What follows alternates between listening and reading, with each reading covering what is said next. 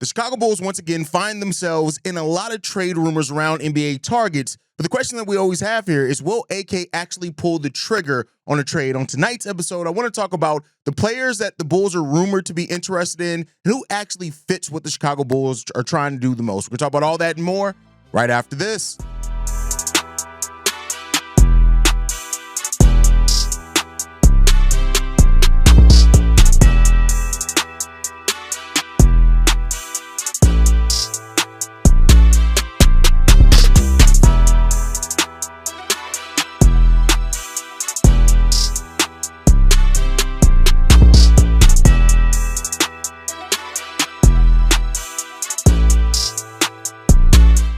What's going on, Bulls fans? Welcome to another episode of Chicago Bulls Central, your number one spot for everything Chicago Bulls related. I'm the host there, Hayes, but more importantly, you guys can follow the channel at Bulls Central Pod on every social media platform we happen to be on. With that said, let's go and get into this content today, y'all. And we're gonna talk about some trade rumors around the Chicago Bulls. Y'all, most people know this isn't necessarily my most favorite thing to talk about, right? Like we cover all the news here, anything that happens, we're going to continue to do that. But I think a lot of this trade speculation, a lot of times for a lot of teams, end up being much ado about nothing, right?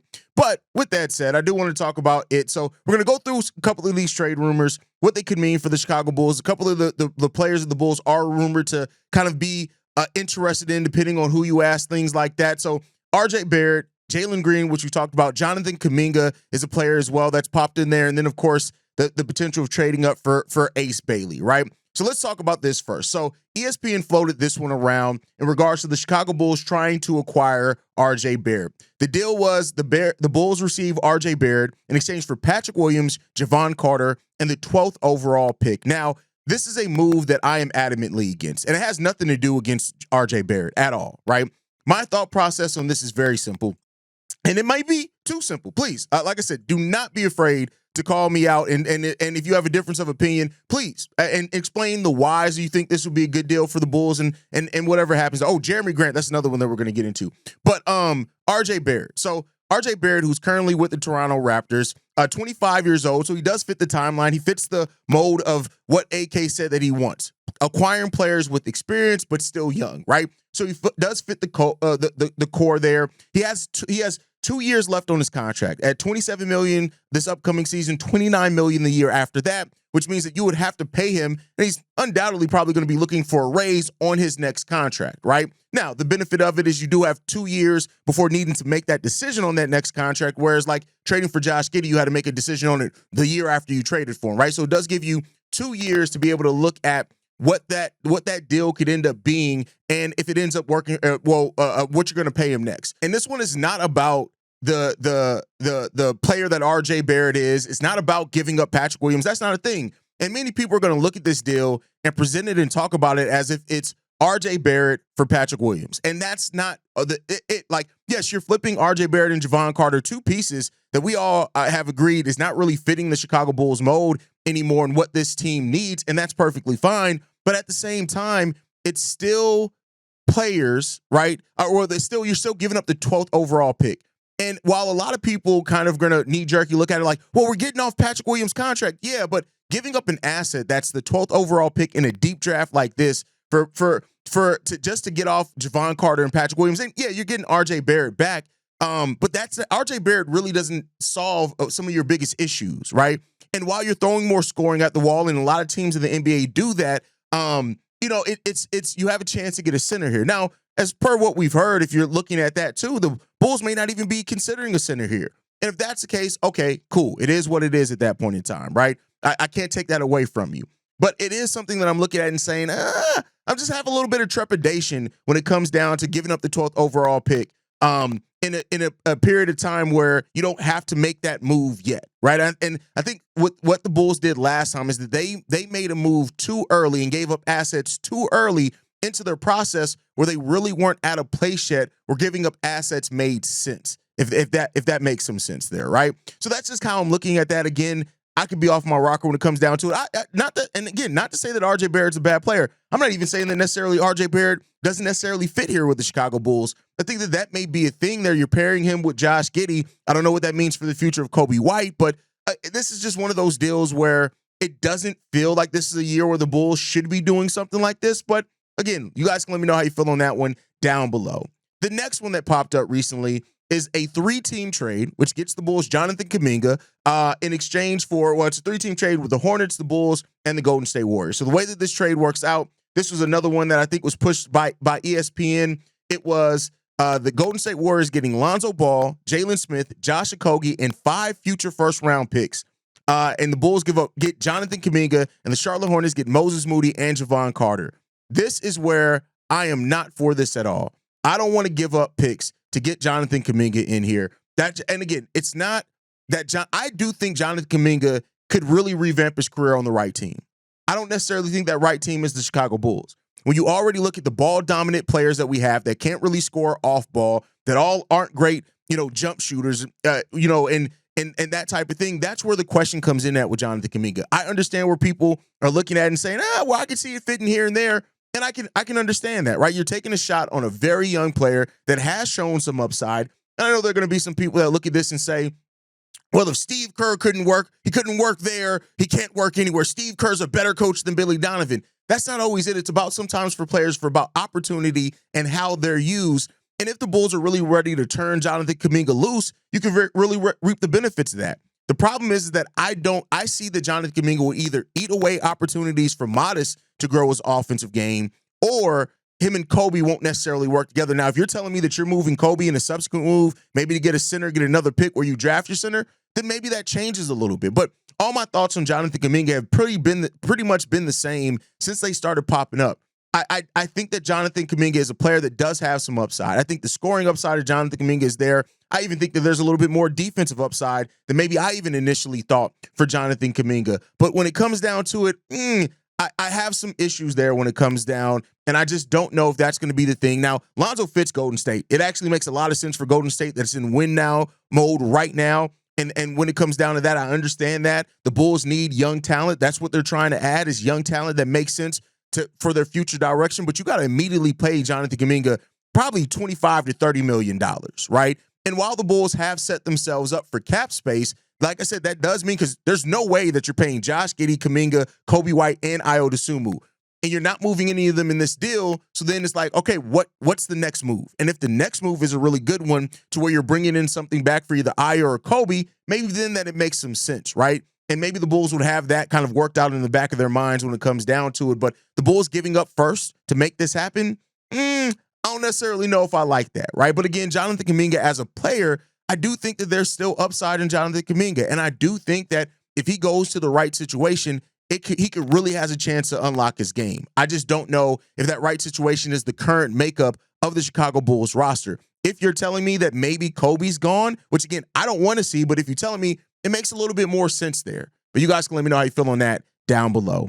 Next up, it's Jaylen Green, right? We've talked about it when the initial deal came up, is that the Bulls would play the third team because the Suns do not want to take back Jaylen Green. The Bulls would play the third team to get Jaylen Green back, get Jaylen Green in here, which would mean that they would give up a Vooch or something like that to make the trade happen. The Bulls also have a $17 million trade exception that they can use as well. So all those things play into this potentially happening and things like that.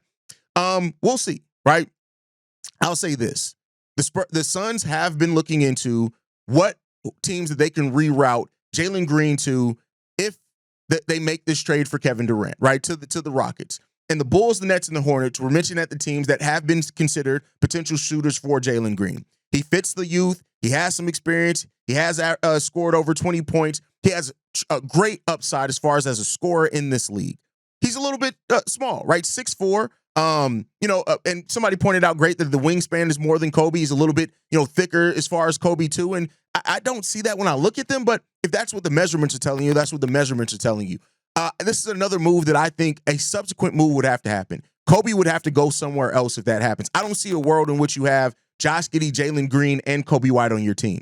Now, the question here, I think, is you would have to ask yourself, does Jalen Green fit better with Josh Giddey than Kobe White does? I don't necessarily have the answer to that.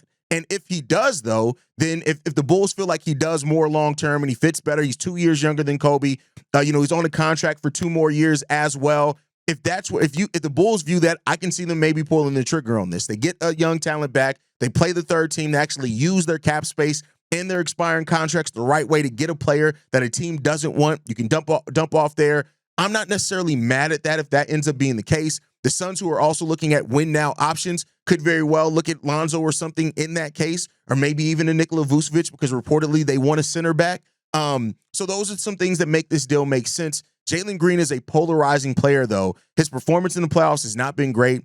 I know some people say that he's clearly a better player than Kobe White. I think he's just clearly been in a better situation than Kobe White. I don't think that you can clearly say he's better than Kobe White, in my opinion. I think they both have wild, big inconsistencies at times. They both can be very streaky at times, and that can be hotter or colder. I do think that Jalen Green maybe has more of a defensive upside. The end of the 2023-24 season, when the Rockets went on that crazy run when Şengün was down, Jalen Green played some of the best on-ball defense that I've ever seen him play. The question is, how much can you get to him to unlock that consistently? And if you feel like you can, then maybe there is more upside of him being a better fit next to Josh Giddey. But I just have my questions. I have my reservations when it comes to that. But you guys can let me know how you feel on that one down below. Then the last one is Jerami Grant.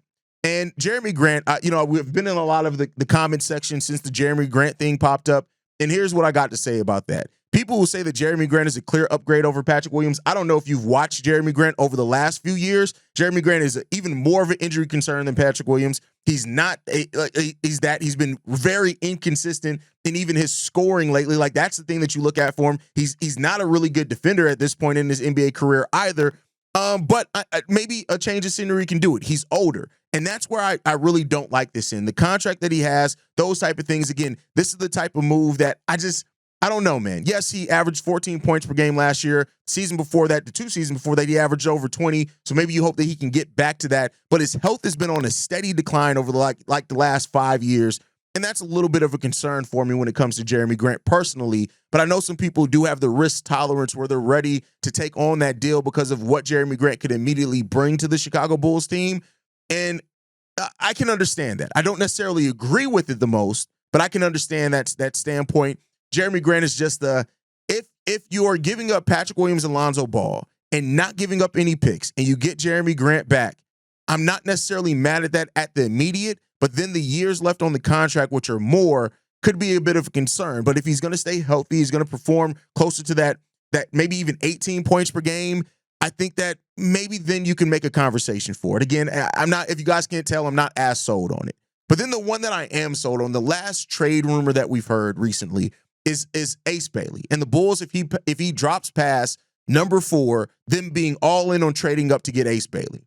Now, I don't know the teams that would be there that the Bulls have to trade up for. I don't know how attractive the Bulls' assets would be to get that done. I do think Ace Bailey is a player that fits in exactly next to Modest, next to Kobe. Of course, he's young, so you ain't got to worry about that. That's the one that I would be willing to give up assets for. That's the player that I would be willing to even include the 2027 first and the Portland first if it gets you to move up. I'd be willing to include all of that. Our 12th, our 2027th pick, and the Portland pick. I'd be willing to give all that up if it meant moving up and getting a chance to draft Ace Bailey. As far as the players that I'm willing to give up on that depends on what they want, what salary they're willing to take, all those type of things. But it's an interesting prospect. If Ace Bailey falls, and Jake L. Fisher said it recently on Bleacher Report, he believes Ace Bailey can fall as low as 8. Matt Moore from the Action Network says that he feels like Ace Bailey can fall past 10, right? If those things happen and the Bulls can move up and be aggressive about a player that fell out of grace and find a way to bring that guy in here, I'm not going to be mad at that at all. I think that is the type of play that you want. That's the type of risk that I'm not mad at the Bulls taking. That's the type, and I get it, the personality things, all that type of stuff, but that's what I'd be willing to do. But let me know what you guys think down below. Out of the rumored trade targets or potential for the Bulls, RJ Barrett, Jerami Grant, Jonathan Kuminga, who did I miss there? Ace Bailey. Which ones do you think makes the most sense for the Chicago Bulls? It's a lot of names there. There's been a lot of kind of talk around that and how you can get that done. I guess we'll end up seeing what happens here. Jalen Green was the one that I missed. But let me know what you guys think, as always, down below. Make sure you guys are following us at Bulls Central Pod. You can send us any feedback, questions, comments, concerns. bullcentralpod@gmail.com. Lastly, if you want to leave a text message and our voicemail for the mailbag, the number to do so, 773-270-2799. We are the #1 spot for everything Chicago Bulls related, but that is thanks to you, lovely and beautiful people. And like we like to end every episode on, go Bulls. Love you guys. See Red if you can, y'all. Get those voicemails in for tomorrow's mailbag, by the way. Love you guys. See Red if you can. And y'all, peace. This has been a presentation of the Break Media.